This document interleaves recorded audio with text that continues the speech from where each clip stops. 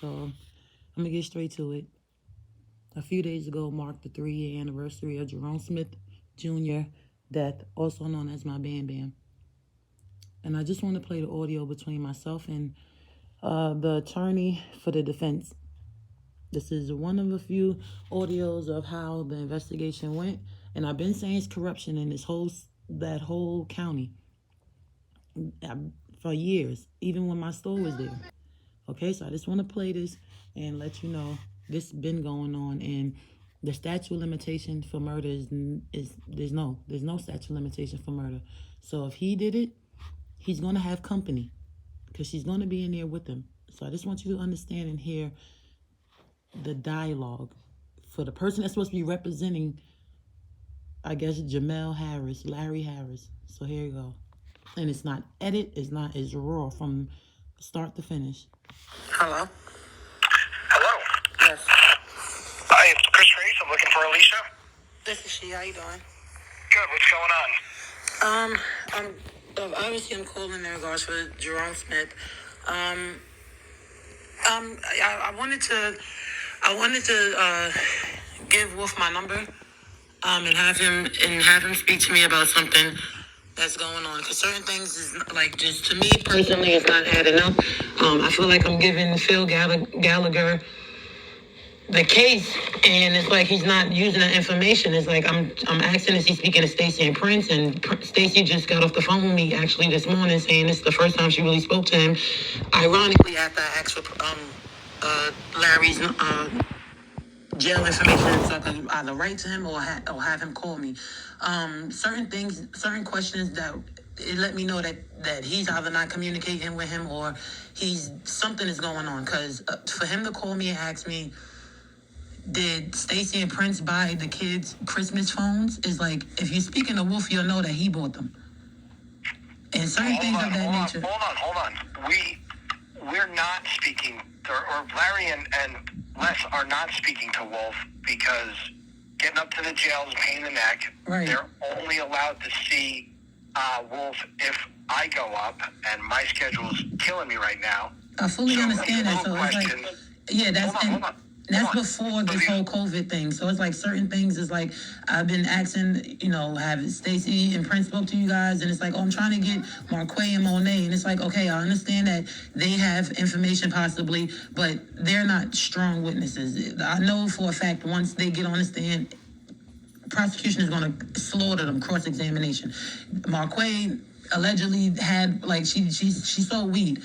Monet have warrants. They're not going to go up there and just, hey, I'm going to give my all to this case, knowing that they have things that could backfire on them, especially if her and Wolf knew each other. Myself and Stacey and Prince had no communication with him, as far as, like, we don't know his street life or whatever, but we know that Shakia had been beaten and abusing these kids. That's why Stacey and Prince had custody of him the first time, and we trying to let you guys know this. But it's like as if nothing is being done, because it's like, certain questions is like, holy smoke, way before the COVID and the restrictions of the prison visits, it's like, okay, how y'all still haven't spoken to Stacey and Prince, and we seen each other in January? How you haven't, Stacey said, she told us out of the story of why she first got Jerome, and it's like, and it was new to Phil's ears.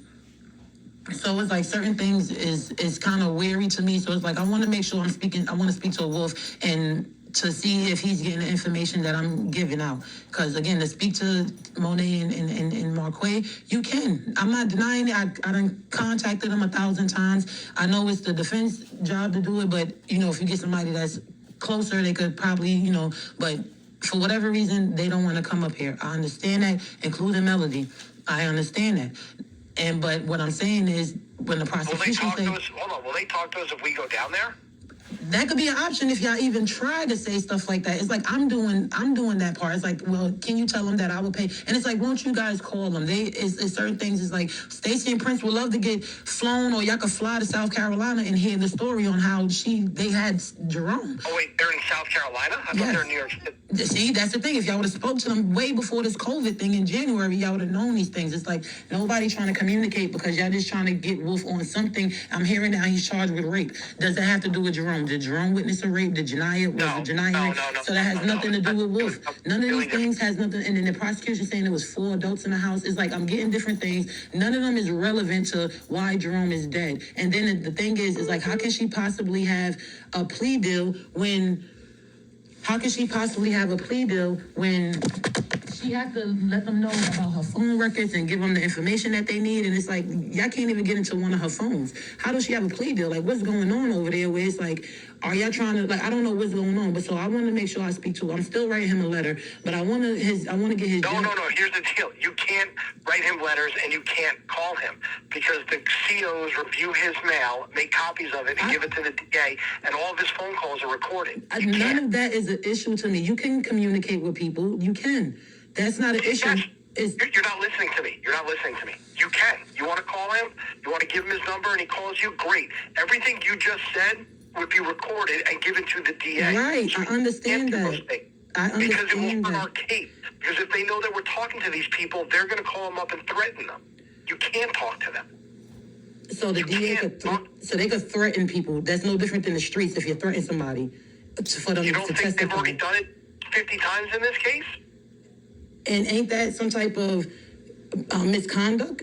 Because if I could go to threat, If they tell them the truth, because guess what? They threatened Wolf a year ago and said, if you don't take this plea, we're going to charge you with rape. I knew what the rape was a year heard ago. about So that. did Wolf. He knew everything about it. Okay. And you want to know what? They just indicted him 2 weeks ago. And that's Because just, all that is pressure. I understand that. I completely understand Yeah. that. They putting the pressure on him. But if you didn't do it, if you didn't murder a child, you could throw rape and freaking anything else. Man, And that's what he's doing. He's denying both and he's fighting both. Exactly. So if a person is saying, let me speak to him and talk to him, to restrict his communication is like, that's unheard of. But yet nobody could find Shakia. I'm telling y'all that she's in Georgia. She still got custody of Janiyah and she's with the new baby. It's like, but all of that's going over your head. Do you know who you're talking to? You're talking to me, Chris Grace, the defense attorney. Right. I don't have access to anything that can tell me where anybody is. That's why I have investigators walking around asking people stuff. The DA has all this information, but they're not going to share it with me. They don't want me talking to the grandparents. But They that's don't want me until to discovery. talk to the other witnesses. That's until discovery. They have to turn that over eventually. I No, understand. they don't. They do not. So They do not have to. Hold up. Stop. You got to let me talk. Yeah. They do not have to turn over anything about contact information. All they have to do is turn over the statements that they made to the police. So every time the DA sits down and talks with these witnesses and they don't write a note and they don't write a statement, but they remember what these people said, I don't get any of that. And they tell these witnesses, if you cooperate with me, you could be charged with something. Whether it's true or not, they say it. And guess what? You think these people want to get arrested for Wolf? They already Exactly. know that they railroaded Wolf on a murder and a rape. What do you think they'll do to them? So no, they don't want to cooperate. That's why we need people on the inside to say that I'm doing the right thing, that I'm a nice guy, that I'm not fucking around, and I'm not going to turn people's information over, and I'm going to try not to have you testify at trial, but you might have to. Okay, but when we tell you these people and say, hey, have y'all spoken to Stacey and Prince way before this whole pandemic back in January, is no, we didn't speak to them yet. Y'all just found out the information about Marquay and Monet, but because y'all know their history, y'all gunning for them and want to go down, and we'll pay for their ticket, we'll do this. Y'all didn't offer Stacey and Prince to get a ticket. Y'all didn't even know where they live. Y'all could even have found out they lived in the city and probably y'all still didn't offer to go from New York City to Binghamton. Y'all didn't care. So I understand the reason why. You're wrong. All right, Chris. All right, Chris. Listen. All I just want is Wolf information, or he could have my information, so I could write him. I understand they might hold it. You can write them whatever you want, but if whatever you put into writing, you better make sure the DA is okay with reading it, because they're going to fucking read everything you say. And I'm going to go up and talk to Wolf tomorrow. I'm going to tell him he better not fucking call you, because if he calls you, they're going to record it, and you're going to fuck everything up. No, you can't. You can't do it. So I can't. So you guys are not going to give him my information. I'll give him everything that you tell me to give him, and I'm going to tell him, if he calls you, I'm asking off the case, because you guys are going to fuck this up. Okay.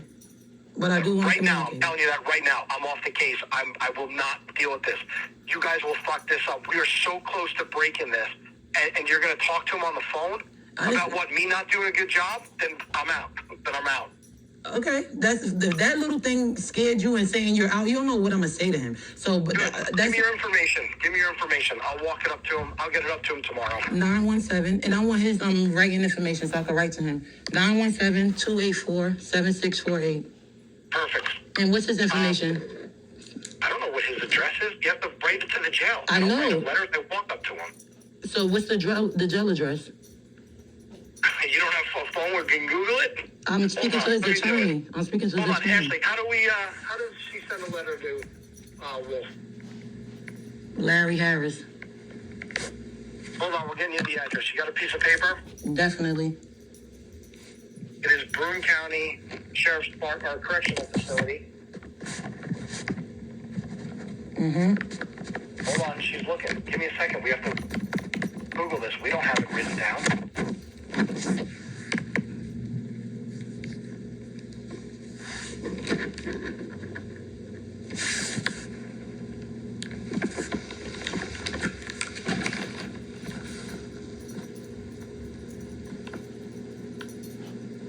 Hold on. You don't have it?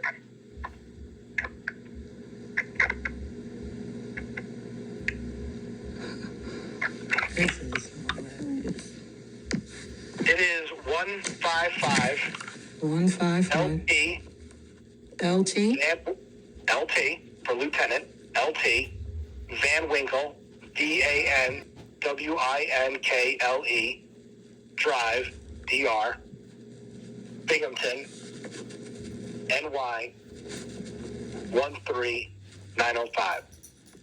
155 LT Van Winkle Drive, Binghamton, New York, 13. Gotcha. 905. And your phone number is the one I called, 917-284-7648. Correct. All right. Thank you. I will see him tomorrow and give him this information. Thank you.